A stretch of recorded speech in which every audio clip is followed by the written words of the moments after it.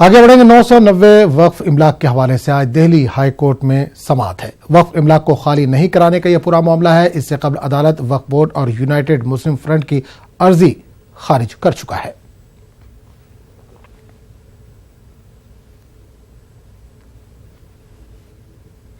शिवसेना ने अपना इंतखाबी मंशूर जारी कर दिया है। मौतोश्री में इस सिलसिले में एक प्रोग्राम का इनेकाद किया गया। मंशूर की इजराई तकरीब में कई बड़े लीडरों ने शिरकत की। जराये के मुताबिक शिवसेना के मंशूर में राम मंदिर तामीर समेत कई अहम मुद्दे शामिल हैं। महाराष्ट्र में चुनाव 21 अक्टूबर को। शिवसेना के हलीफ बीजेपी अपना मंशूर 15 अक्टूबर को जारी करेगी।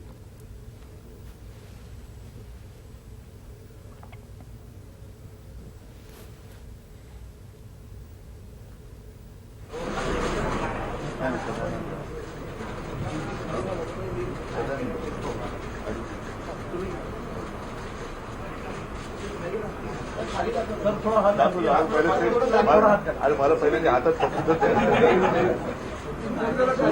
सूरज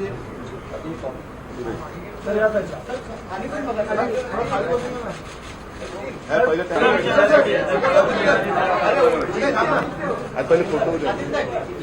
और इस पूरे मामले पर बात करने के लिए हम सीधे रुक करेंगे मुंबई का, जहां सामान्य नुमाइंदे वसीम इस वक्त सीधे तौर पर जुड़े हैं।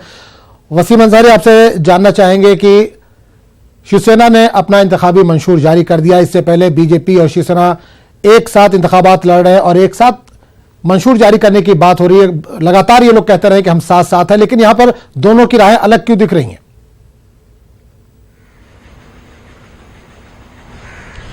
देखिए, जिस तरह से विधानसभा चुनाव को लेकर दोनों के बीच में इससे पहले ही जब गठबंधन होना था, उससे पहले ही कई मुद्दों पे इनके विचार मिल नहीं रहे थे। आज भी ये सवाल उद्धव ठाकरे से किया गया, क्या आप गठबंधन में साथ चुनाव लड़ रहे हैं तो बीजेपी के साथ क्या एक साथ जाहिरनामा पेश करना, घोषणा पत्र मैनिफेस्टो जाहिर करना क्या आपने वाजिब नहीं समझा? तो उनका साफ तौर पे यही कहना था कि चुनावी भागदौड़ की वजह से बाकायदा उनसे महज चर्चा हो चुकी है और कई मुद्दों को लेकर उनसे चर्चा हुई। उसके बाद एक कमेटी बनाई गई थी, उसके बाद ये सारे मैनिफेस्टो को यहाँ पे रखा गया है। लेकिन सबसे अहम सवाल अब भी ये उठ रहा है कि जिस तरह से किसानों को लेकर 10,000 रुपया, जो दुर्बल घटक है, जो कमजोर है आर्थिक स्थिति को देखते हुए, उनके लिए 10,000 रुपया अकाउंट में डालने की बात की गई है। साथ ही इनका साफ तौर पर यह कहना था किसानों का कर्ज माफी नहीं बल्कि कर्ज मुक्ति करना है, यानी कि पूरी तरह से कर्ज से उन्हें माफ करना है। तो क्या बीजेपी इस पे सहमत हो पाएगी या नहीं हो पाएगी, ये देखने वाली बात होगी। लेकिन किसानों को लेकर हो सकता है कि 15 तारीख को बीजेपी के मैनिफेस्टो जाहिर होना है, उस दौरान भी एक बड़े ऐलान किया जा सके। लेकिन जिस तरह से शिवसेना आज बाकायदा कई ऐसे मुद्दे थे जो अपनी पेश किए हैं, अपने वचननामा इसे नाम दिया गया है और उस दौरान उन्होंने कई मुद्दे सामने रखे हैं, इसे लेकर कई सवाल उठने लगे हैं। जिस तरह से महाराष्ट्र के बजट को देखा गया है कि पिछले कुछ सालों से महाराष्ट्र बहुत ही घाटे में चल रहा है। ऐसे दौरान में इस तरह के वादे कितने पूरे हो सकते हैं, ये देखने वाली बात होगी। जिस तरह से देखा गया है कि उनके खास बातों में से एक बात ये भी रही है कि 10 रुपए में लोगों को खाना मिलेगा। इस तरह के वचननामा भी जाहिर किया है, उसमें भी ये मेंशन किया गया है। क्या 10 रुपए में शिवसेना खाना दे पाएगी या नहीं दे पाएगी, ये एक देखने वाली बात होगी। लेकिन फिलहाल चुनावी घोषणा के तौर पे इसे देखा गया है। महिलाओं को लेकर भी उन्होंने कई तरह के वादे किए गए हैं। जिस तरह से देखा गया है कि ग्रामीण इलाके की जो महिलाएं हैं, अगर वो अच्छी शिक्षा के लिए आगे जाते हैं या फिर स्वयं रोजगार के लिए आगे जाते हैं तो उन्हें जो ब्याज दिया जाएगा वो 0% दिया जाएगा। साथ ही स्कूलों में ट्रेनिंग दी जाएगी कि किस तरह से अपनी आत्मरक्षा करना है। तो ऐसे कई अहम पहलू इसमें रखे गए हैं। लेकिन फिलहाल जो चुनावी माहौल चल रहा है, इस दौरान ये कोशिश जरूर की जा रही थी कि ये माना जा रहा था कि दोनों ही पार्टी एक साथ आके एक साथ ही दोनों दल के नेता इस पूरे जो गठबंधन के दौरान जो एक रिश्ता बना हुआ है और जिस तरह से सीटें बनी है, साथ में चुनाव लड़ रहे हैं, प्रचार कर रहे हैं, तो उस दौरान भी एक साथ आ सकते हैं। लेकिन ऐसा देखा नहीं गया। जी बिल्कुल। एक चीज और जानना चाहेंगे, इससे पहले हमने देखा कि सीएम को लेकर दोनों पार्टियों में जबानी जंग जारी थी। अब इन्होंने अपना मैनिफेस्टो अलग से जारी कर दिया। बीजेपी 15 तारीख को जारी करने वाली है। लेकिन क्या जमीनी सतह पर दोनों पार्टियों में तालमेल दिख रहा है वसीम आपको?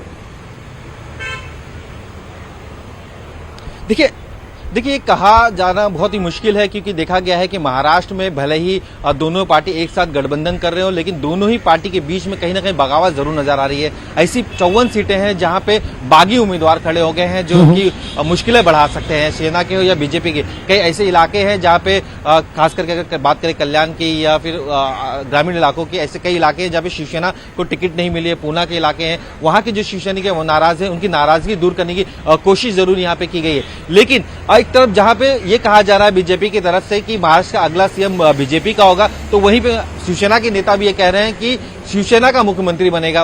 आज आदित्य ठाकरे से भी ये सवाल किया गया कि वचननामा के दौरान आपने कई लोक लुभावने वादे जरूर किए हैं, इसे किस तरह पूरा करेंगे? आप सीएम बनने के बाद पूरा करेंगे या सहयोगी में? तो हंसते वो इस बात को टाल गए। उनका कहना था कि सहयोगी दल के साथ करें। तो कहीं ना कहीं शिवसेना की मंशा साफ तौर पर यहाँ पे दिखाई दे रही है कि इस तरह से वो सरकार में आएंगे और उनका मुख्यमंत्री होगा, उसके बाद ये सारी चीजें होगी।